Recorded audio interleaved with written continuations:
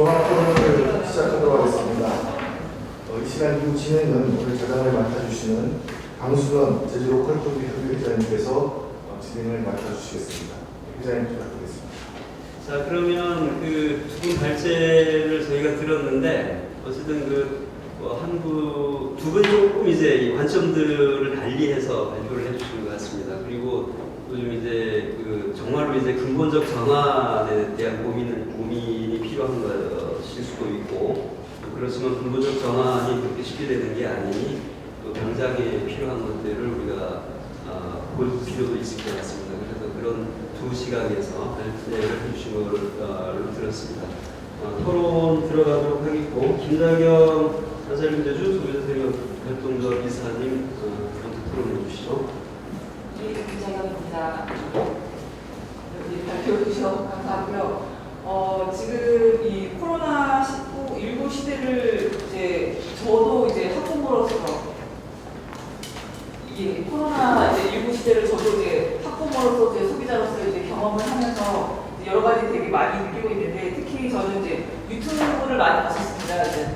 세계 각국에 살고 있는 교민들이 자기가 살고 있는 그 슈퍼마켓 가가지고 생수부터 쌀, 파스타, 소스 이런 것들 싹 다 비어있는 이런 유튜브를 정말 많이 보여주거든요. 근데 지금 현재 우리나라는 아무런 먹거리에 파동이 없었다 싶을 정도로 저는 느꼈고요. 특히 저도 인터넷 쇼핑몰 들어가서 클릭하면 생수까지 다 배달을 해주니까 굉장히 편하게 지냈었습니다. 근데 문제는 저는 이러한 우리 먹거리 파동이 없는 시스템을 누가 받쳐줬냐, 요거에 대해서 좀 고민을 해봐야 되지 않을까 싶어요. 실제 지금 쿠팡 기사나 우체국 직원이 과로사했다라고 하는 신문 기사도 나왔듯이, 실제 물류업체 종사자들이 가장 히어로였지만, 영웅이었지만 실제적으로 그들의 과도한 노동에 의해서 이 체계가 받쳐지지 않았나 싶고요. 그래서 지금 누군가의 희생을 통해서 만들어지는 우리 먹거리 체계 시스템이 과연 올바른가, 요거부터 저는 논의를 해봤으면 좋겠습니다. 그래서 실제 그들의 노동은 드러나지 않는 그림자 노동이 될 수밖에 없었고요. 우리가 지금 홈밀 키트를 만들고 배송 체계를 새롭게 하더라도 그 안에 일을 하고 있는 그 노동자들에 대한 노동 환경이, 만약에 그들 또한 코로나로 진단을 받고 나면 일을 못하게 되는 상황에서 또 어떻게 할 것이냐, 굉장히 논의할 지점이 많아서요. 실제 먹거리와 관련된 체계를 정확하게 파악하고 각 부문의 활동을 좀 면밀히 고찰해야 되지 않을까라고 생각을 합니다. 그런 점에서 안경화 박사님이 우리 제주의 먹거리 시스템 체계를 정확하게 분석해 주는 게 되게 유의미 있다고 생각하고요. 저는 거기에 조금 더 이야기를 보태면, 실제 우리 먹거리 체계는 농업과 식품산업을 통해서 식생활까지 연결이 되는데, 그러니까 코로나19로 인해서 이 농업과 식품산업이 어떠한 영향을 미쳤는가를 다시 한번 짚어보고 싶습니다.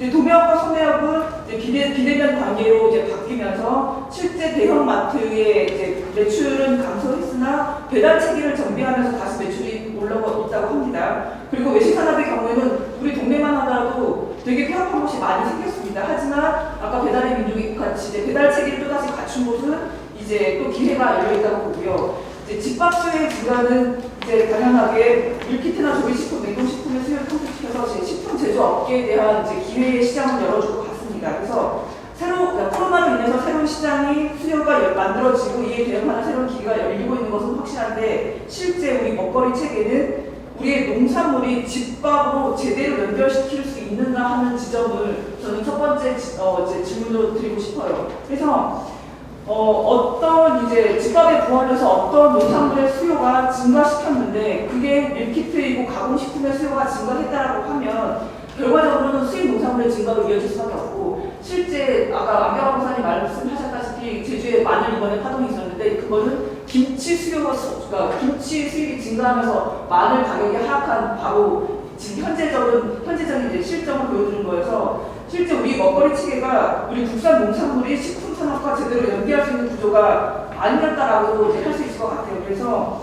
코로나19 이전부터 저는 지역에서 생산, 유통, 가공, 소비되는 이 먹거리 체계에 대한 시스템을 구축을 하자, 이게 홀푸드 시스템이다, 아니면 지역 먹거리 체계다라고 얘기를 합니다만은, 실제 이 지역 내에서 우리도 이제 완전하지는 않지만 외부에 큰 충격이 왔을 때 제주도민들이 안전하게 먹을 수 있는 이 체계를 만들어내는 것 또한 되게 중요하다고 생각을 합니다. 근데 실제 우리의 이 먹거리 체계를 보면요, 이미 개방화되어 있어서 교역 중심으로 되어 있고, 그 속에서 지금 코로나19라고 하는 큰 외부적 충격이 왔고요. 앞으로 그러면 이 농업 생산 부분은 어떻게 대응할 것이냐, 아니면 지금과 같은 체계가 계속 유지될 것이냐, 아니면 보다 앞으로 이제 강한 외부적 충격이 온다 하더라도 우리가 회복력 있는 이 먹거리 체계를 어떻게 갖춰 나갈 것이냐를 앞으로 우리가 만들어 나가는 게 되게 중요하다고 생각을 합니다. 근데 실제 이제 저는 이제 애들이 초등학교 학생이 2명이나 있어서 이제 계속 이제 집밥을 먹였었는데요. 이제 거기에 따르면 지금 당연하게 이제 친환경 농산물 급식이 이제 생산물이 갈 곳이 없어서 방황하는 차에 이제 다른 지자체들을 보면 전남도 몇 곳은 신선한 농산물이 배달이 되고, 경기도 몇 곳은 오뚜기라고 하는 대기업의 그 먹거리가 이제 스팸이나 라면들이 이제 배송이 되고, 제주도 같은 경우에는 그래도 여러 차례 드라이브 스루가 있었습니다. 근데 이거는 저는 이게 우리 먹거리 체계도 중요하지만 먹거리를 바라보는 이 가치관의 체계에 따라서 친환경, 신선한 농산물이 가정에 들어갈 수 있느냐, 아니면 대기업 식품이 들어갈 수 있느냐, 이 차이가 있는 것 같아요. 그래서 이제 뿐만이 아니라 이제 외국인 노동자의 문제. 왜냐하면 코로나로 인해서 농업 노동력이 지금 미국 노동자들이 못 들어오는 상황에서 앞으로 지금 이제 우리 월동체에서도 이제 파종제 시기가 들어왔는데 농업 노동력의 부재. 그 다음에 제주만 하더라도 종자부터 각종 농자재가 다 육지에서 들어오는데 이게 물류가 막혔을 때는 어떻게 할 것이냐 등등,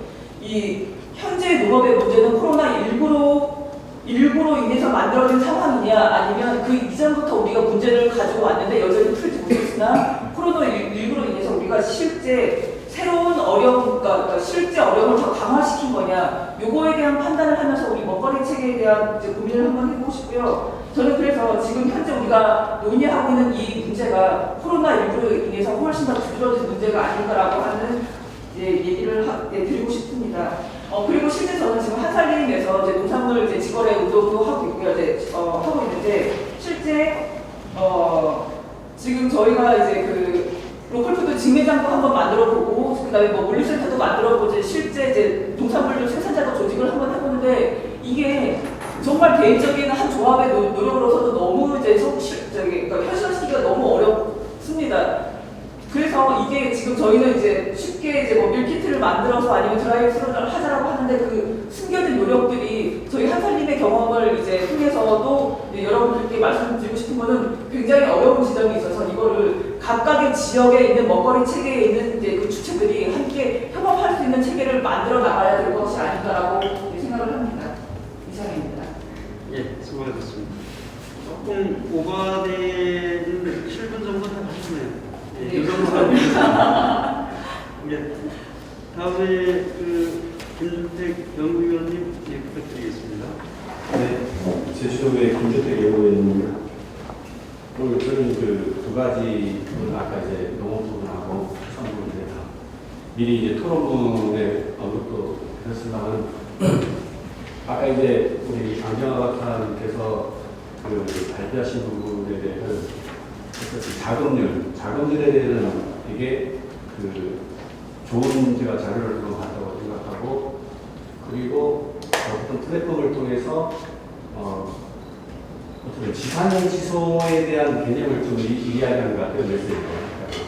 근데 이제 저는 정책적인 부분에서 좀 이제 접근을 하고 싶은데, 자, 플랫폼에 공급되는 우리 농산물보다 만약에 시장 가격이 내려갔을 때 농산물 플랫폼을 통해서 소비자는 구입하는 것보다는 어쩌면은 일부 유통망을 통해서 그런 또 시장의 변화가 또 있을지 모르겠어요. 물론 이 시스템에 대해서는 저는 긍정적으로 생각합니다. 중요한 것은 지금 아까 같이 이제 자금률에 대해서 변동이 있을 때는 어떻게 지속 가능한 1년 내내 공급할 수 있느냐. 근데 제주도 농산물의 경우에는 일시다액성 농산물이 이제 계절따라 하는 게 이게 과거에는 이게 장점이 됐지만 이제는 어쩌면 이게 단점으로 작용할 수 있는 그런 상황이 지금 도래했다고 봅니다. 그런데 중요한 것은 지금 코로나 사태 이후로 우리가 인식하는 그 대외적 시장 변화에 따라서 우리 제주도산 생산물에 대한 우리 소비 형태가 어쩌면 기회로 찾아올 수 있는 변화의 시기가 오지 않았나 이렇게 그런 관점에서 보면서 아까 이제 자금률 부분은 우리가 어쩌면 우리 정책에 자극을 주는 하나의 요소라고 생각해요. 이 보고 자체가. 그렇지만은 지금 현장에서 어려운 것은 뭐냐면 관행물법, 그 다음에 우리가 정책적으로 생산량 조지나 매치 사업에 대한 부분에 대해서 많이 언급을 합니다. 하지만 현장에서는 이게 어쨌든 탄력적이지 않은 부분도 있지만은 거기에서 정책이 먹히 들어가지가 않는 부분이 상당히 많아요. 그래서 이번 코로나 추경에서도 마늘에 관한 이 추경 예산도 포함되고 있고, 뭐 매해 아까 이제 어떤 이 폐기에 대한 재원이 들어가고 있는데, 핵심은 이 생산량 조절에 관한 부분에 대해서 어디까지 정책적으로 이런 부분에 대해서 제안을 좀 해줬으면 좋았을 건데, 이제 자금률과 플랫폼의 개념을 갖고 얘기하기는 약간 그 다음에 연구가 더 필요하다. 그런 부분에 대해서 하나 이제 제안을 드리면서, 그 다음에 이제 자 가격 지지 부분이 정책적으로 좀 수반되지 않으면은, 자 농가는 매치하는 부분에 대해서 도내 소비할 거냐, 도외 소비를 할 거냐, 수출을 할 거냐, 어쨌든 유통업자가 그걸 갖고 하는데, 지금의 앞으로의 이제 시장 변화에 대해서는 어쨌든 직거래망을 통해서 유통에 관한 그 부담을 최소화시킨다는 게 제주도의 정책이고, 또 농업인한테도 수익 구조는 그게 더 맞다고 봅니다. 그러면은 농업인이 받는 수익은 한정되어 있는데 유통업자가 돈 많이 벌어가는 그런 구조는 좀 앞으로 변해야 될 거 아닙니까? 그런 차원에서는 시장 가격이 들쭉날쭉 하더라도 농가는 이 가격에 큰 피해 없이 꾸준한 지속 가능한 그 가격을 자기가 노동의 대가를 받으면서 자기 농가 수익도 올릴 수 있는, 이 가격 지지를 시장의 원리에서 맡기는 지금까지 계속 실패했지 않습니까? 그런 부분에 대해서는 지방 정부가 어느 정도 일선에 대해서는 그 가격 지지에 대한 지원 정책이 좀 마련할 필요가 있다. 향후에 만약에 이 연구 이외에 조사인가 필요하다면 그 부분을 한번 해보시는 것들을 역제안을 드리고, 아까 이런 사례가 있었습니다. 감귤을 수출하겠다고 이제 감귤 수출 뭐 10개년 계획 이렇게 만들었는데 내수 시장이 더 좋아요. 수출하는 것보다. 그럼 어떻게 했으면 농가는 시장이 가격이 좋은 쪽으로 빠지게 되는 게 당연합니다. 하지만 어떤 막 키로에 얼마든 간에 높고 낮음에 관계없이 일정 양을 지속해 준다면 아마 젊은 영농일이나 이런 그 직업적으로 들어올 수 있는 인구와, 그 다음에 지금 외국인 노동 인력이 이번 코로나 사태로 인해서 상당히 지금 저 이난 비자 같은 경우에는 상당히 한 80에서 30%대까지 내려왔지 않습니까? 외국인 노동 인력이. 그만큼 이제 노동 인력이 없어지는 이제 추세입니다. 그런 부분에 대해서는 앞으로 국내 노동 인력을 확보하면서 직업으로 농업을 선택할 수 있는 정책하고 가격 지대는 부분이 어쩌면 이제 필요하다. 그래서 이 플랫폼의 시스템이 좋지만 이 생산하고 이 판매까지 안보의 개념으로 가서 그 정책 자금의 지원을 어느 정도까지 지금의 자부담률, 뭐 정책 자금률 4대1 뭐 이런 식의 배분율은 조금 이제 변화가 있어야 되지 않겠느냐 그런 말씀을 드리고, 그 다음에 수산물은 제가 원래 해양수산 쪽인데 그 자료를 보면서 예를 들어서 지금 드라이수가 가격을 올렸다고 혹시 이제 작업사님께서 생각하는지 저는 그렇게 생각하지는 않습니다. 드라이수는 말 그대로 우리가 좀 어려운 환경에서 가격 부분하고 그 다음에 이제 가성비 부분하고 그 다음에 신선도 그 다음에 직접 구매해서 먹는 그 몇 가지가 일치했기 때문에 소비자가 이제 들어가서 그거를 소비를 했다고 이제 하는데, 여기서 얻은 거는 이것 때문에 광어 가격이 올라가기보다는 여기서 얻은 힌트는 이런 세 가지 핵심 카테고리가 결국은 앞으로 우리가 해야 될 부분이 아닌가. 신선도 부분이나 그 다음에 직거래 부분이나 가격에 대한 부분은 우리가 이 암시하는 바가 좀 많이 있다고 봅니다. 그래서 앞으로 이제 수산물의 유통 구조는 이 가격 지지할 수 있는 부분하고 유통의 부분의 비율을 약간 이제 해야 된다. 근데 그 주체가 어디에 해야 되냐면 저는 이제 여기 수요대에서 오셨는데 생산자 자체가 이 부분에 대해서 어쨌든 역할을 좀 해주셔야 되지 않겠습니까? 아까 이제 캔마켓 시장도 이제 나오고 있는데 지금의 유통 구조는 아시다시피 이제 고비용 구조로 되어 있기 때문에 아마 유통 물류비가 한 40~50% 지금 차지하는 걸로 지금 알고 있는데 그 부분에 대해서 이거를 줄이기 위해서는 콜드체인 시스템에 대한 부분이 어쨌든 수요에서 도입하기가 상당히 수월하기 때문에 그 부분을 해서 유치부까지 들어가는 그런 시스템 개념이 좀 필요하다고 제가 이제 토론을 하면서 마지막으로는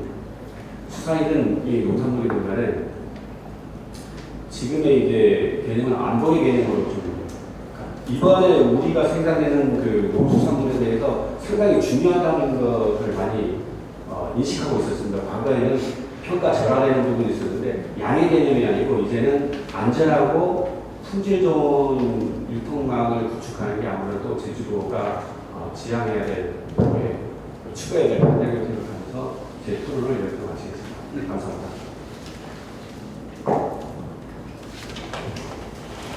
바로 그냥 다음으로 넘어가죠. 저기 김환영 교수님 부탁드리겠습니다.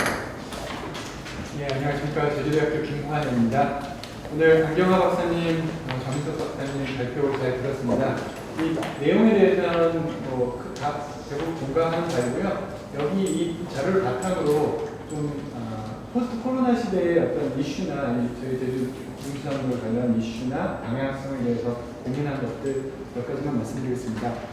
그럼 포스트 코로나 시대의 제주 농수산물의 대응 방향은 어떻게 될 것인가 두 가지를 생각해봤습니다. 첫 번째는 역시 청정, 힐링, 웰니스 같은 어떤 그런 것에 대한 건강에 대한 관심이 굉장히 늘어날 수밖에 없고 늘어났다는 이야기를 많이 말씀해 주셨는데 오늘 결국 그런 관심이 집중됐을 때 결국 제주의 청정, 안전 이미지를 이 먹거리 체계 또는 먹거리 유통, 먹거리 자체에 어떤 연계하는 전략 또는 마케팅 전략을 필요할 것입니다. 아까 수산물 쪽에서 침조기, 갈치, 광어 말씀해 주셨는데 마케팅 포인트는 신선도 그런 게 아니고 이제 앞으로는 이제 그 제주 갈치를 먹으면 항모가 얼마나 더 되더라, 면역이 얼마나 되더라 그런 것들을 수치하고 어딘가 연동된 게 있겠죠. 그런 것들이 마케팅 포인트죠. 안 그러면은 쉽지 않겠죠. 아무래도 수산물 같은 경우에는 유통하기가 어렵고 또한 광어 같은 경우에는 대부분 제주에서도 그렇지만 육지에서는 회식용 횟감이거든요. 회식이 당연히 지금도 이 코로나 전에도 이 갑질이나 아니면 조직 문화가 바뀌면서 회식이 좀 더 줄어드는 상황에서 또 포스트 코로나 시대는 회식이 없어지면 광어 같은 경우는 굉장히 어려울 텐데 어쨌든 여러 가지 이제 이 청정 어떤 이 포인트를 건강 포인트 또는 청정 이미지 포인트로 바꿀 필요가 있고요. 두 번째는 제주 청정 원물을 활용해서 바이오 기술 활용한 무슨 어떤 건강식품이나 한과식품이나 어떤 그런 산업 적용이 필요할 것 같고 또 비대면 채널 오늘 많이 이야기가 나왔지만 그 비대면 채널을 뭔가 더 생생히 하고 접근 가능성하게 하기 위해서 ICT R&D에 대한 확대나 실용화, 사업화에 대한 관심 또는 집중, 예산 투자가 필요할 것 같습니다. 또한 두 번째는 이제 제주 농산물에 대한 어떤 고민입니다. 이제 유통 체계에 관한 고민일 수도 있는데요. 비대면 유통 채널 확대를 어떻게 대응을 해야 하는가? 결국은 아무래도 어렵죠. 이제 보고 사는 것보다는 신선도나 색깔을 소비자들이 굉장히 중요하게 생각할 텐데 전달하는 것이 어렵기 때문에 이런 정보에 대한 것들을 더 많이 정확하게 줘야 될 것 같고 오늘도 캔마켓 앞에도 계속 이야기 나오지만 그런 어떤 형태로든 뭔가 이미지 정보들을 정확하게 많이 주어야 하겠죠. VR 적어놨지만 VR 수준이 아니더라도 뭔가 이미지로 그런 어떤 신선도나 색깔 같은 정보를 정확하게 전달하는 게 필요하고요. 신선 농산물이 비대면 채널에서도 제주 농산물의 경우 우선시 돼야 되겠지만 오늘 어쩔 수 없다면 HMR 같은 개발 계속 이 반가공 또는 집에서 직접 쉽게 가공해서 먹을 수 있도록 가공하는 그런 기술들도 개발해야 될 것 같습니다. 그리고 대면 채널도 무시할 수는 없는데 저희 제주에서는 이제 전통시장 택배비 지원 사업이 있습니다. 가게당 한 연당 30건 정도 지원하는 거 있는데 가능하면 이런 것도 도 예산이 허락한다면 좀 늘렸으면 좋겠습니다. 대면으로 아니면 또는 뭐 이렇게 전통시장에서 찾아오시거나 아니면 전화를 주문하시는 분들에게 도에 갈 때 아무래도 이런 비대면하고 있는 것들이 있거든요. 마지막입니다. 통합체계가 좋을까? 포스트 코로나 시대 아니면 분산화된 체계가 좋을까?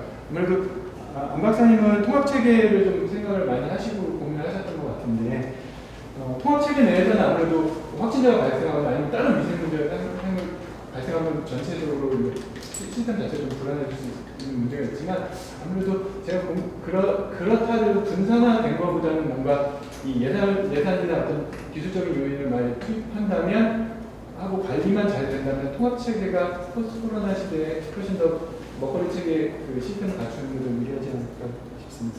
이상입니다. 예.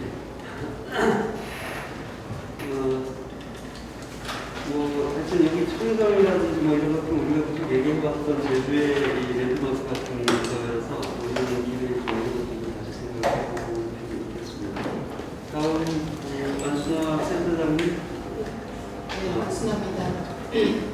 오늘 발표 토론 가장 많이 나오는 키워드가 코로나로 인해서 비대면, 온라인 유통 이렇게 가장 많이 나온 것 같습니다. 그래서 저는 이제 유통, 이제 온라인 쪽으로 좀 말씀을 드려볼까 합니다.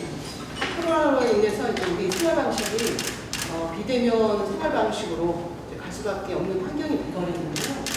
그래서 온라인 중심으로 이제 생산이라든지 산업 전반이 이렇게 변화를 많이 가져올 전망이라고 하는데 특히 이제 유통은 더 빠른 속도로 이제 오프라인에서 온라인으로 재편되고 있습니다. 이제 온라인을 기반으로 한 이런 유통은 비대면 경제 시대에 밀릴 수 없는 대세라고 이제 할 수가 있는데 그래서 전 세계 기업들도 비대면 유통 시스템 구축에 주력을 하고 있습니다. 그래서 이제 코로나19 이전처럼 오프라인 유통이 활성화되기는 어렵다는 그런 이제 얘기들이 많이 나오고 있는데요. 그래서 저희도 이제 6차 센터에서도 지난주에 코로나19로 본 제주 6차 산업과 언택트 마케팅이라는 주제로 토론회를 개최한 바가 있습니다. 그래서 이제 오늘 안경화 박사님도 이제 발표 자료에 보니까 먹거리 순환체계 구축 방향에서 이제는 이제 생산자와 소비자가 먹거리를 매개로 만나도록 하는 장도 이제 필요하다. 그래서 이제 온라인 유통 환경에서 생산자와 소비자 간의 소통이 핵심이다. 소통이 중요하다. 이런 뜻이 있는 것 같습니다. 같이 이제 공감이 되는데요. 과거에는 주로 이제 온라인몰에서 쇼핑을 했던 게 공산품 위주였었습니다. 불과 몇 해 전만 해도 신선식품만큼은 직접 장에 가서 구매를 이렇게 했었지만은 이제 유례 없이 이제 외출이 어려워지다 보니까 이런 신선식품도 온라인 채널에서 많이 이렇게 구매를 하는 형태로 이제 전환이 됐는데요. 즉 이제 소비 지형에 변화가 발생했다 이렇게 할 수가 있습니다. 그래서 이런 이제 온라인 이런 장국이 이런 게 이제 과거에는 20, 30대가 이제 주를 이뤘었는데 이제 중장년층도 온라인 장국에 이제 진입을 했다고 할 수가 있습니다. 실제 이제 우리 유명한 이제 온라인 쇼핑몰 조사에 보면은 전년 대비 100% 이상 중장년층 이제 온라인 장국이가 많이 늘었다고 합니다. 그리고 이제 뭐 생필품 아까도 말씀드렸지만 생필품 사는 데만 그치지 않고 각종 이제 이런 식자들 그래서 이제 이런 중장년층이 증가하면서 온라인 쇼핑에 이런 온라인 쇼핑 영역은 더욱 이제 넓어질 것이라는 이제 전망이 나오고 있고요. 실제로 저희도 이제 안테나 숍을 운영을 하고 있습니다. 6차 센터에서. 그래서 오프라인 매출이 작년에 비해서 지금 현재 한 66% 정도를 이제 매출이 이제 발생을 하고 있고요. 반면에 온라인 매출은 작년에 대비해서 2배 이상, 지금 상반기지만 2배 이상의 매출을 올리고 있고 하반기까지 다 합친다면 이 이상의 매출이 늘어나지 않을까 싶습니다. 그나마 이제 비대면 온라인 또 건강 관련 업종은 이제 많이 이제 나은 편이라고 이제 하는데 그리고 최근 소비자들이 똑똑하다 보니까 그 이런 지역에서 나온 로컬 푸드 이런 식품들이 대형 유통 채널에서 사는 거는 좀 비싸다는 인식을 많이 하고 있습니다. 그래서 이제 직구를 많이 하고 있는데 농장을 통해서 직구를 한다든지 이렇게 하는데 사실 이제 그래서 이제 소비자들이 대형 유통 채널에서 구매한다는 거는 직구하는 것보다 훨씬 비싸다는. 그리고 대형 유통 채널에서 예를 들면 땡처리, 덤tom도 많이 하는데요. 이런 건 흔히 이제 우리가 대기업에서 나오는 일반적인 이런 식품이고요. 지역 특산물, 로컬 푸드 같은 경우 굉장히 비싸다는 그런 인식이 있기 때문에 직구를 이제 많이 선호를 하고 있습니다. 그리고 이런 이제 그 채널들은 그 유통사와 소비자 간의 이제 거래지 사실 생산자와 소비자 간의 소통이 안 되고 있습니다. 그래서 저희도 이제 그래서 유통 플랫폼 구축이 필요하다는 그런 주제로 이제 지난주에 토론회를 이제 했었고요. 그래서 이제 온라인 유통 플랫폼 구축을 통해서 우리 생산 농가하고 소비자하고 직거래를 연결해주는 그런 이제 역할이 이런 기관에서 필요하다는 그런 필요성을 제기한 바가 있습니다. 그래서 이런 이제 통합 이제 유통 플랫폼이 이제 구축이 되면 비용 절감이 이제 가능한데요. 공동으로 홍보도 해주고요. 또 시장에서 경쟁력이 떨어지는 제품들을 리뉴얼을 해주고 또 시장에서 원하는 제품을 같이 개발을 해주고 그래서 그렇기 때문에 이제 비용도 절감이 되는 효과가 있고요. 또 그리고 성과는 향상되는 그런 효과가 있을 거라고 생각이 됩니다. 아까도 이제 말씀드렸지만은 이제 온라인 장보기가 활성화되면서 유통업계도 굉장히 화두가 신선식품이 굉장히 이제 어떤 그 절대적 우위를 차지하면서 풀필먼트라는 이런 이제 형태의 어떤 유통 채널을 많이 도입을 하고 있다고 합니다. 아까 안경화 박사님의 자료에 보니까 우리가 이제 먹거리 순환 체계 구축 과제 중에 통합물류센터 조성이 있더라고요. 그래서 잠깐 여쭤보니 이제 부지는 확보가 됐고 이제 예산이 이제 확보가 되면 이게 뭐 조성이 가능할 거라고 이제 과제를 제시했다고 하는데요. 이런 유통 채널도 이제 앞으로는 온라인 어떤 그 유통 채널에 맞게끔 그 과거에는 이런 풀필먼트가 과거에는 물류창고 정도의 개념으로만 생각을 했지만 이제는 이제 상품의 이제 선별도 하고요, 보관도 하고 포장도 하고 배송까지 이제 모든 흐름을 스마트하게 처리해주는 과정을 의미를 합니다. 여기를 통해서 이제 배송을 강화시켜가지고 요즘은 이제 뭐 그 새벽 배송, 뭐 이런 게 일일 배송 이런 게 이제 계속 이제 강화되고 있는데 이런 것까지 이제 가능하지 않을까. 그래서 대기업도 매장이 요즘은 오프라인 매장이 많이 이제 좀 맥을 못 주고 있는데 이 매장을 곧 매장이 생기다 해서 이런 풀필먼트를 많이 도입을 하고 있다고 합니다.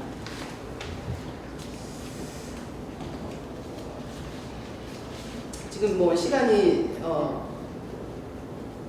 지금 짧아서 제가 간단히 말씀을 드리자면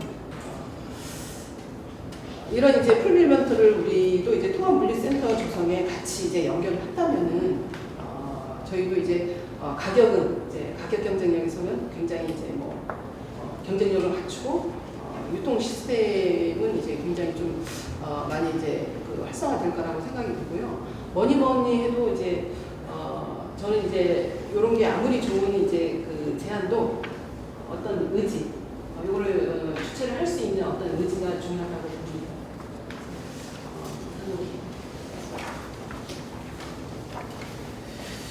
예, 그 온라인 현장의 얘기들을 아주 좀 세밀하게 이렇게 좀 소개를 해주셨고, 그럼 이제 종합 플랫폼에 대한 말씀을 해주셨습니다.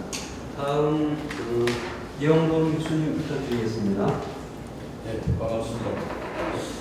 저는 너무 이제 수산물 유통 전문가는 아닙니다만 장민석 책임연구원으로 토론을 맡아달라 해가지고 올해 제가 지난해죠. 제주연구원에 2045년 제주 산업에 대해서 좀 써달라고 참여했던 그 기회가 있었습니다. 오늘 제가 말씀드리고 싶은 건 코로나 시대 전후 많이 아니라 지금 시대 상황의 변화에 따라서 우리 제주수산업이 지금 소멸산업으로 평가가 되고 이제 살아남으려면 어떻게 해야 되는가에 대해서 좀 고민을 해봤습니다. 유통 문제도 포함이 되겠죠. 그래서 예전에는 잘 알다시피 이제 그 제주가 갖고 있는 독특성, 기타 등등한 장점을 이용해가지고 생산하면 하는데 큰 문제가 없었습니다. 이제 근년에 들어가지고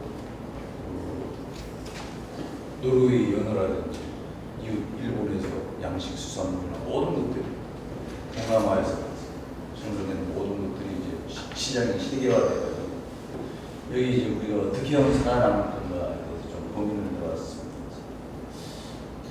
제가 나름대로 고민을 정리해 본 것을 좀 읽어보도록 하겠습니다.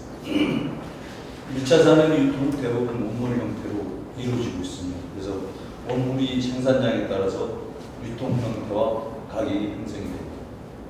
이 제주 광어의 예를 보더라도 시장 가격은 시장 수요와 공급에 따라 변동성이 매우 큽니다.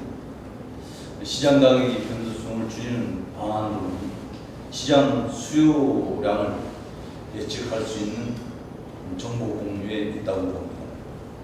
생산자와 유통업자 간에 상호 이익을 공유하고 소비자의 투자 욕구를 충족시키는 관리 시스템이 필요하다고 봅니다. 최근 코로나 확산으로 양식 생물이 드라이브 수로 형태의 유통이 일시적으로 손을 보이고 있으나 매우 한정적인 상황입니다. 그리고 온라인을 통하여 양식화를 이용하여 회를 만들어 포장 형태로 당일 배송하는 시장도 일부분 형성되고 있습니다. 드라이브스루 판매 또는 온라인 판매가 일시적인 현상이 아니라 정착할 수 있는 기반 조성 정책과 지원 그리고 판매 형태 다양성을 통하여 소비자에게 접근 편의성을 제공하는 소비 확대 전략이 필요한 시점입니다. 제주의 환경 청정성과 독특성으로 생산한 수산물의 가치에 대한 보편 타당성을 유지하기 위한 재충전이 필요한 시기라고 봅니다. 시기 상황에 따라 위기가 기회라는 것은 시장이 요구하는 욕구에 적정하게 대비하는 전략과 과감하게 실행하는 추진력이 필요하다는 것을 말합니다. 그래서 이러한 것을 이제 어디에서 좀 찾아볼까 고민하다가 요즘 최근에 그 K-팝이 세계화 전략을 보면 리듬이 세계적 보편성, 그다음 가사 내용의 시성과 가사 내용에 대한 이해 편의 제공 등으로 고객을 감동시키는 데 초점을 두었습니다. 그리고 최근에 그 트롯이 열풍을 보게 되면 방송사 기획 독창성과 우수성 그리고 트롯 참가 가수들이 열정이 시청자들을 감동시키는 데 있다고 봤습니다. 그래서 이런 데서 우리가 이제 제주 수산물의 지속 가능성은 수산물이 세계 수준의 품질, 시장이 소비 패턴 변화에 적응하는 제품 형태의 다양화, 유통 채널 편의 제공과 정보 공유, 소비자를 감동시키는 제품의 품질 관리와 안정성 유지, 그리고 무엇보다도 생산자의 열정이 있다고 봐야죠. 이런 것들의 어떤 세세사항을 다 논하려고 하면 또 별도의 또 세미나가 필요한데 주어진 시간이 짧아서 제가 정리한 것을 읽는 것으로 토론을 마무리하도록 하겠습니다. 감사합니다.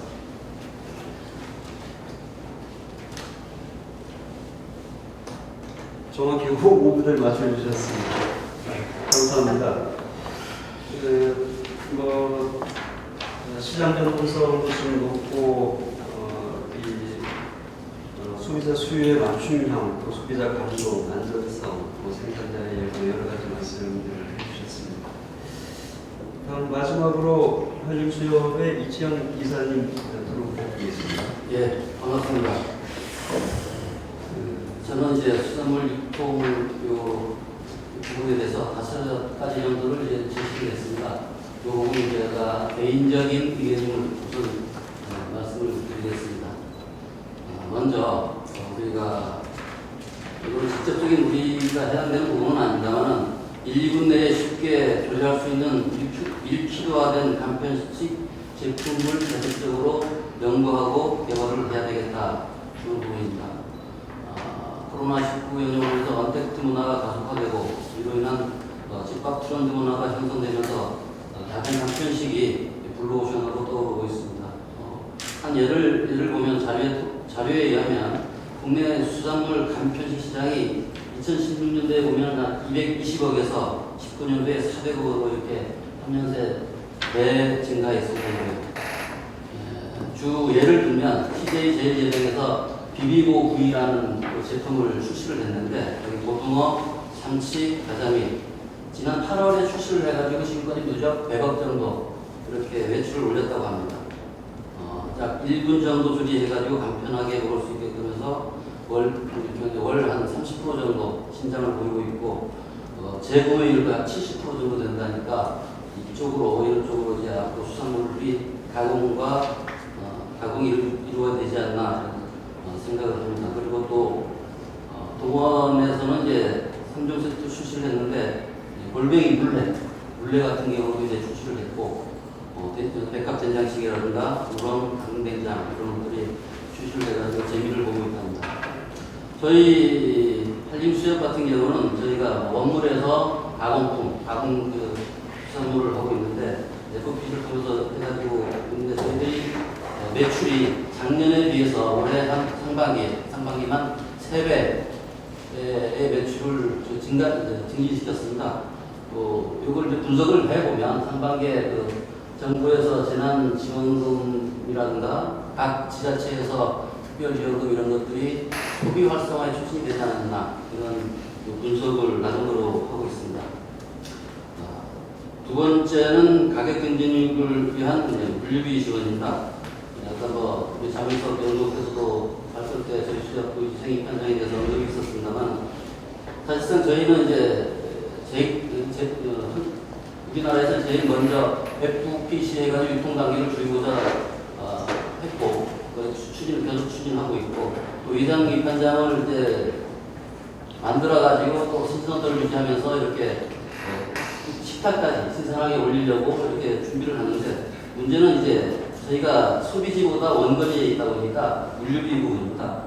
이제 FTA 때문에 물류비 지원이 안 된다는 이렇게 말들이 있는데 이런 부분들을 좀 제고를 하고 사실상 항공료라든가 이런 걸 해도 항공료 10kg 기준으로 봤을 때 6,400원 정도가 더 비용이 들어갑니다.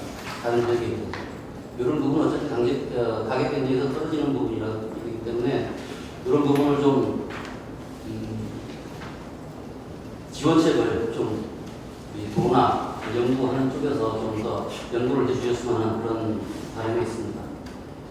그리고 돈에 우리 올 한 해 이제 6월 말까지 수협 입판 금액을 보면 전 수협이 많이 신장이 됐습니다. 저희 조합 같은 경우만 하더라도 전년도에 비해서 한 100억 정도가 더 신장이 됐는데 이 부분이 어떻게 분석이 되냐면 역시 코로나 영향으로 인해서 수입 수산물이 들어오지 않으니까 대체 수산물이 없다 보니까 우리 수산물을 먹었다는 그런 결론을 저는 나름대로 내리고 있습니다. 광어 역시 마찬가지 그러한 혜택을 보지 않았나 하는 개인적인 생각입니다. 그리고 세 번째는 이제 유통 단계가 사실상 저희가 가공 수산물을 유통을 하다 보니까 쉽게 말하면 홈쇼핑 여기에 출하를 하면 홈쇼핑에서는 무조건 30에서 35% 수수료를 무조건 넣습니다. 그걸 먹고 나머지 소비자 가격을 결정합니다. 그러면 생산자에서는 가공하는 데 따른 비용이라든가 이런 게 하려면 맞추지 못해요. 거의 원물로 나가야 되는 상황이 됩니다. 또 이런 부분에 있어서 물론 이제 우리 중앙에 해수부에서 7월 달에 이제 이런 용역 결과를 발표한다 그러는데 이런 부분들을 좀 더 오픈시키고 또 중간 마진이 줄어들수록 소비자 가격이 다운되고 또 소비는 더 활성화되는 부분인데 이런 부분들을 좀 더 추적을 해가지고 좀 오픈시켜서 소비자에게 영향을 미치게 할 수 있는 그런 방향이 있었으면 좋겠다는 말씀을 드립니다. 그리고 또 네 번째는 어쨌든 이제 소비입니다. 소비 추진위에서는 각 기관 단체라든가 이렇게 좀 영향력 있는 기관에서가 챌린지 운동 이런 부분들을 계속 전개해가지고 수산물을 먹도록 그리고 광고라든가 그리고 우리 저 종편에 보면은 많이 나오는데 내 몸 자유성면서나 나는 몸시다 이런 부분에서 뭐 수산물을 먹으면 특히 이제 모화방기라든가 수산물의 뭡니까 콜라겐 이런 부분은 뭐 몸의 흡수가 가장 빠르다 그러니까 그런 자연식품으로 해서 먹고 모화방기라든가 어떤 면역력이라든가 이런 부분을 국민들로 하여금 건강식품으로 계속 개몽 선전해가지고 홍보해서 계속적으로 소비가 이루어질 수 있도록 그런 부분에 초점을 맞추고 마지막 5번째로 수산물 국민 식량 산업으로서 지속적인 공익 광고가 필요하다고 생각합니다. 이건 정부 차원에서 이루어져야 할 부분이기 때문에 이 수산물의 중요성을 이렇게 홍보하고 사실상 이 수산은 50에서 70년대까지는 굉장한 수출 효자 산업이었습니다. 그리고 사회, 경제, 문화적 다양한 측면에서 공익적으로 기여를 해왔고 2018년도 해양수산도 실태 조사에 따르면은 국민 동물성 단백질의 40%를 공급할 수 있고 또 관련 산업의 부가가치는 약 67조 원을 추산을 하고 있습니다. 그래서 수산과 바다의 공익적 기여를 하는 데 따라가지고 어업인, 어촌, 어업을 육성하는 것이 한국 수산업의 미래를 기약하는 것으로 수산업을 계속적으로 존속하려고 그러면 어촌과 어업을 생각하지 않으면 안 된다. 그런 부분을 말씀드리고 싶습니다. 그리고 그 광고 출연에도 보면 백종원 씨 같은 경우에다 와가지고 골목식당 이런 데서 영향을 많이 발휘하는데 한 예로 이분이 완도산 다시마 한 2,000톤 정도 이제 누적이 돼 있는데 이 부분을 이 얘기를 듣고 뭐 식품회사에서 전화해서 한 140톤 정도를 소비를 시켜줬습니다. 그리고 또 사실상 또 나와서 어디 가서 뭘 먹게 보통 TV 프로그램에 나오는 거 보면 육류 종류로 많이 이게 나오고 면 종류가 많이 나오는데 수산물도 좀 필평성 있게 좀 하면서 30% 정도는 좀 해주었으면 하는 그런 바람에서 얘기를 해봤습니다. 이상입니다. 예, 수고하셨습니다. 주로 이제 이 정책적인 그 검토 사항들을 많이 좀 제안해 주신 것 같습니다. 지금 이제 한 40분 정도 토론이 됐고, 이제 토론 과정에서 나온 내용들 중에 지금 발제하신 분들이 좀 이렇게 답변이 되거나 이런 것들 있으면 먼저 좀 말씀해 주시죠.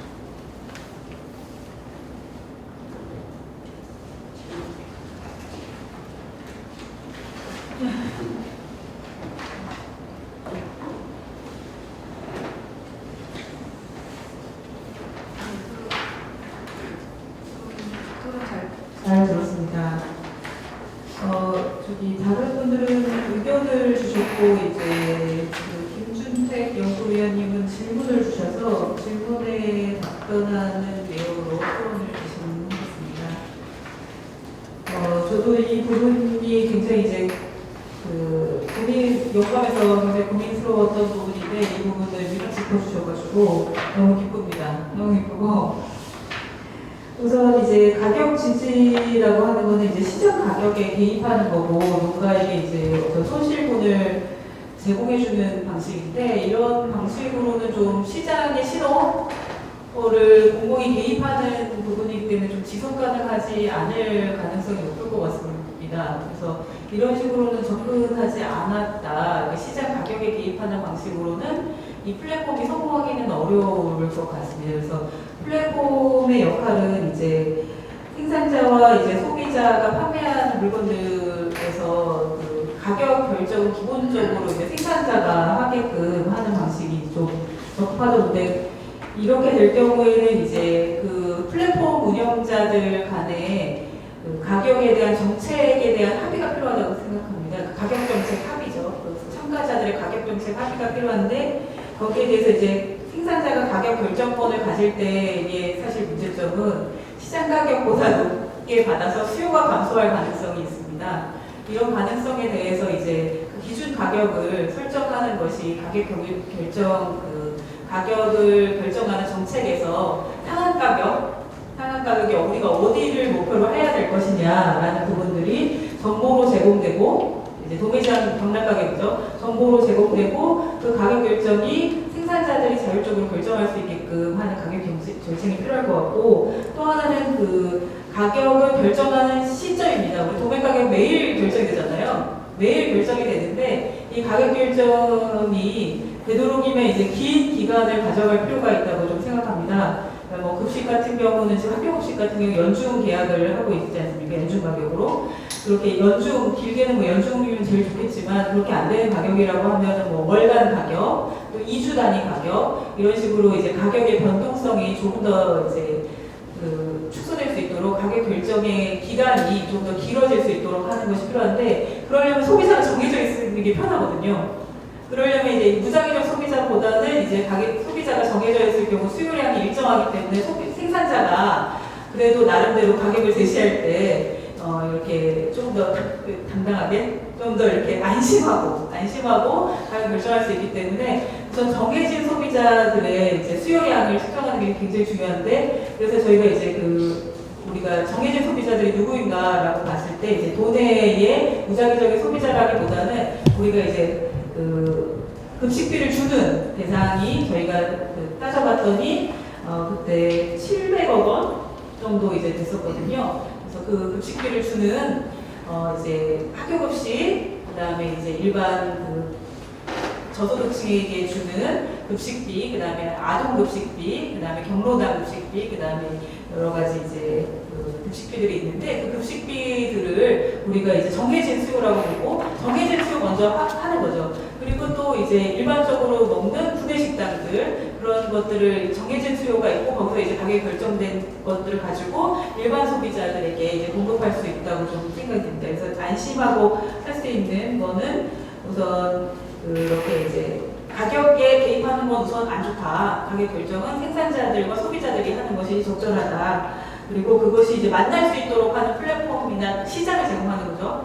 그 정보도 좋고, 그 다음에 뭐 직매장도 좋고, 그 다음에 유통센터도 좋고, 이렇게 이제 장을 여는 것이 공공이 해야 될 역할이라고 보고, 또 이제 하나는 그런 데서 이제 효율성이 날 수 있게 하려면 유통 단계 이제 축소가 이제 필요한 거죠. 우리가 아까 여기서도 41%가 수식 가격이고 광어 같은 경우도 나머지 59%가 이제 유통비인데 그런 유통 단계 축소를 통해서 중간에 수수료의 마진들이 이제 생산자 수식 가격으로 넘어가고 그리고 소비자의 그 저렴한 가격으로 도입할 수 있게 수렴할 수 있는 그런 구조를 만들어서 유통 단계 축소를 통해서 결국은 이런 혜택이 양쪽이 돌아갈 수 있게끔 하는 게 중요할 건데 제가 이제 방금 근거를 찾기 위해서 무를 보니까 무의 이제 전국 평균 가격 1월 평균 가격이 166원이더라고요. 전국에 소비자 가격이. 근데 제주는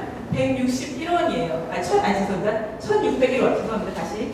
무 한 개가 1,662원이 전국 가격이에요. 1,662원. 근데 제주도는 1,601원이에요. 별 차이 안 나죠? 별 차이 안 납니다. 제주도의 판매 가격은 한 개당 600원에서 660원이에요. 농가가 판매하는 가격, 개당 판매 가격이. 근데 제주도에서 소매 가격도 1,600원이라는 뜻이에요. 그렇다는 얘기는 마진율이 높다는 뜻인 거죠. 제주도에서도 싸게 사 먹을 수 있는데 별로 싸지 않다는 뜻인 거죠. 그래서 제주에 도민에 있는 소비자들도 싸게 사 먹고 농가들도 조금 더 비싸게 팔 수 있는 그런 이제 유통단계 축소를 통해서 그런 구조를 이제 만들어낼 때 이제 가능하지 않을까. 그래서 가격 지지 정책은 여기서는 조금 더 이제 별도의 이제 부분이어야 되지 않을까 싶은데 그래서 물량 소비자 생산자가 얼마든지 자기 가격을 이제 책정하고 그거에 맞게 또 소비자는 더 싸게 이제 사 먹을 수 있게끔 하는 구조를 만들어내는 게 중요하죠.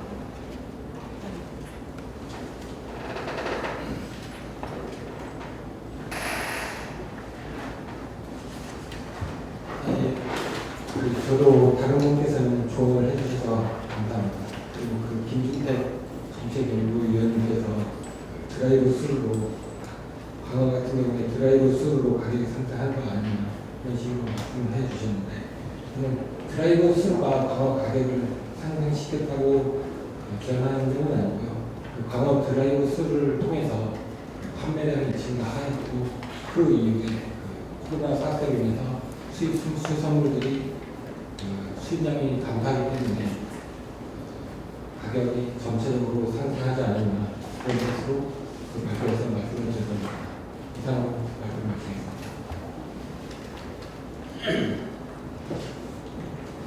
예. 한 마디만 그 말씀. 예, 저기 뭐딱 50분 됐으니까 조금 더 얘기해도 될 것 같습니다. 아까 가격 결정, 가격 지지에 대한 부분은 제가 플랫폼 시스템에 대해서는 적극적으로 동의를 하는데 다품종, 소량의 다품종이기 때문에 충분히 그게 소비자가 가격 결정하는 시스템에서 가능하다고 봅니다. 근데 이제 일감이나 무나 다른 걸 아까 이제 10대 제한한 10대 그 100대 보고에서 10대 품목을 제한했지 않습니까? 100대입니다. 어쨌든 그 품종 중에 제주도가 우위를 선점하는 생산물들이 있지 않습니까? 이거에 대해서 플랫폼에서 소비자가 가격 결정하는 부분은 제가 그게 현실적으로 가능합니다. 생산자가 결정해요. 소비자가. 그러니까 소비자가 이제 하는 부분은 그 양에 대한 부분에 대한 부담도 있을 거고 결국은 이게 유통업자가 경량화를 하는 부분에는 이분들이 유통량들에 대한 부분에는 우리가 생산을 추가할 수 있지 않습니까? 9천억 시장을 만약에 강조만 해도 그렇고 그 9천억을 빼면 나머지 1조 한 3천에서 5천억까지 다 받장물입니다. 그 양분이 이제 9천억 빼면은 되게 이것도 큰 시장인데 여기에서 플랫폼을 통해서 소비자가 가격 결정을 얼마나 좋습니까? 근데 양적인 구조에서 아까 이제 소품종에 다양한 소품종에는 아까 그 부분에 대해서는 약간 이제 시도해볼 필요성은 있고 그 고급 체계에는 저희는 이것들을 동의를 합니다. 그 부분에 대해서 제가 이제 말씀드리는 거고 그 아까 이제 드라이브 스루 부분에서 가격 수선물에 대한 거는 그걸 통해서 이제 앞으로 유통에 관한 부분을 저희는 바꾸는 거죠. 신선도하고 그런 부분에 대해서 우리가 앞으로 이런 그러니까 아까 이제 이사님이 얘기했지만 결국 좋은 제품을 만들고 소비자까지 유치돼 가는데 그 유통 시스템, 콜드체인 시스템이나 소비자까지 신선도가 유지할 수 있는 시스템이 없으면은 그리고 그 또한 우리 제주도의 한계입니다. 선배라는 한계. 이거를 개선하기 위해서는 뭐 화로 유통 시스템이든 서로 유통 시스템이든 정부가 좀 개입해달라는 거예요. 그 개입하는 조건이 뭐냐면 안보 개념으로 가능한 거죠. 시장 가격에 맞출 게 아니고 안보의 개념으로 이게 식량의 산업 자체가 코로나 이후는 결국 외국에서 안 하니까 우리가 지산지소를 해야 될 거 아닙니까? 거기에는 안보 개념이 들어가기 때문에 정책 지원이 이제 충분하게 있어야 된다는 걸 말씀드립니다. 제가 지금 그 시간이 없어서 그냥 이거리만 얘기했습니다. 그리고 코로나가 확산이 되다 보니까 이제 지금 오늘 대세를 이루는 게 이제 그러니까 온라인 시스템상에서 이제 유통된 얘기들이 많이 간편식 얘기가 되고 있잖아요. 근데 이제 저는 이제 우연치 않게 그 산자부에서 과제를 받아가지고 그 과제를 수행했던 적이 있습니다. 우리가 조금 전에 말씀드렸던 드라이브 스루든 그 가공 형태 이런 것들에 대한 기반이 이게 구축이 돼야 되거든요. 그 다음 또 하나는 뭐냐면 원문에 대한 그 가격이 안정화가 돼야 이게 구조가 형성이 됩니다. 그러한 것들을 이제 우리가 유통 지금 기존에 있는 유통 지금 있는 것들을 어떻게 변화시킨다는 것은 우리 희망사항이지 현실은 그렇지 않잖아요. 그래서 이제 우리 제주도에서 할 수 있는 입장이 뭔가 이렇게 고민해 보면 아마 저기 수산물보다는 농산물이 훨씬 쉬울지도 몰라요. 이제 운반의 안전성 때문에. 근데 수산물은 이제 활어 상표, 물이 있는 상표를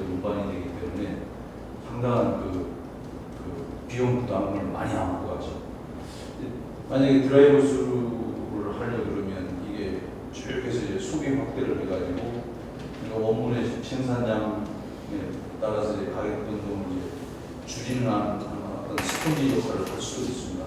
그걸 하려고 그러면 일시적인 일이고 제가 잠깐 그냥 얘기했지만 그런 것은 이제 어떤 도 차원에서 정책적으로 어떤 기반을 조성할 수 있는 그런 정책이라든지 지원하는 시스템이 있어야 일시적인 현상이 아니고 쭉 나갈 수 있도록.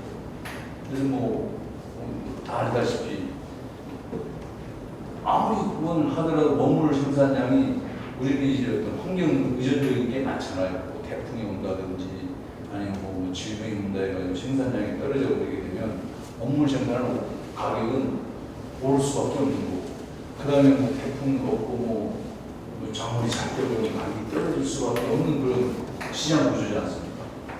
이제 이러한 것들을 이제 좀 맞춤시킬 수 있는 게 뭔가 그런 게 이제 우리 제주연구원에서가 답이 없는데 한번 노력을 해야 이제 우리가 살아갈 방법이 아닌가 생각이 듭니다. 죄송합니다. 강어 같은 경우 카피 등락폭이 상당히 큰데 저는 이제 개인적으로 출하어가에서 개몽을 많이 해야 되겠죠. 그 부분에서 출하 자체를 1kg 이상 되는 것만을 출하를 시키면 나는 이런 문제는 없다라고 봅니다. 가격이 저하되는 부분. 왜냐? 1kg 이상과 한 800g 차이는 맛에서 엄청난 차이가 납니다. 1kg 이상 되는 것만 무조건 출하시킨다고 결정을 하면 어느 횟집이든 어딜 가서든 1kg 이상 되는 맛있는 횟감을 우리가 제주 오면 흑돼지 먹듯이 어딜 가서도 광어를 먹을 수 있는 그런 나는 여건이 된다라고 저는 개인적으로 그렇게 보거든요. 이상하게 800담아, 700담아 이런 걸 계속 출하시키면서 계속 밀식하고 많이 키워서 많이 출하시켜서 돈을 벌려고 이런 욕심을 가지니까 지금 이런 현상이 한 1, 2년 가까이 저는 발생했다고 그런 이제 그쪽에 종사하시는 분도 그걸 인정을 합니다.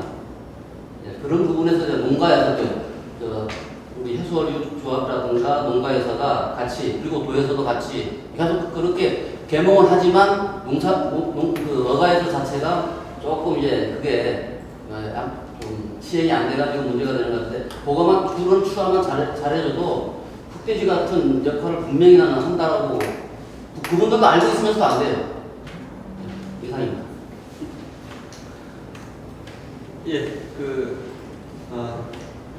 토론 발제 또 재토론 감사합니다. 실제로 이제 이 코로나19라는 것들은 이 배경들이 있는 거잖아요. 이것들이 이렇게 나타나고 있는 이제 글로벌한 우리의 생활이라든가 경제, 다음에 이 기후 변화, 또 이제 쓰레기를 양산해야 되고 지금 굉장히 심각해지고 있는 이런 문제들. 저는 이제 이런 생각을 해봅니다. 제주는 사실은 이제 여러 가지 실험적인, 그래서 특별 자치도라는 명칭도 붙였고, 이제 청정지역이라는 것들이 유지되는 것도 사실은 바다를 통해서 여러 가지 이 오염원들이든 이런 것들이 이제 차단되는 데서 많은 효과들이 있는 거라고 생각을 하고 있는데, 이 해양 오염이 되면서 사실은 이게 제주도 이제 이 청정이라는 것들을 지킬 수 있을까라고 하는 그런 이제 의문이 듭니다. 그래서 지금 이 코로나19라는 것들이 단순하게 한두 가지를 고친다고 이렇게 되는 문제가 아니라 그것들이 가지고 있는 여러 가지 근원적 문제들에 대한 성찰을 필요로 한다고 생각을 합니다. 하여튼 오늘은 여러 가지 이제 그런 생각들을 가지면서 현실적으로 우리가 코로나19 이 시대에 제주 농산물 유통 개선을 어떻게 할 것인가 나름의 의미 있는 시간을 가져봤다고 생각합니다. 모두 고생하셨습니다. 예.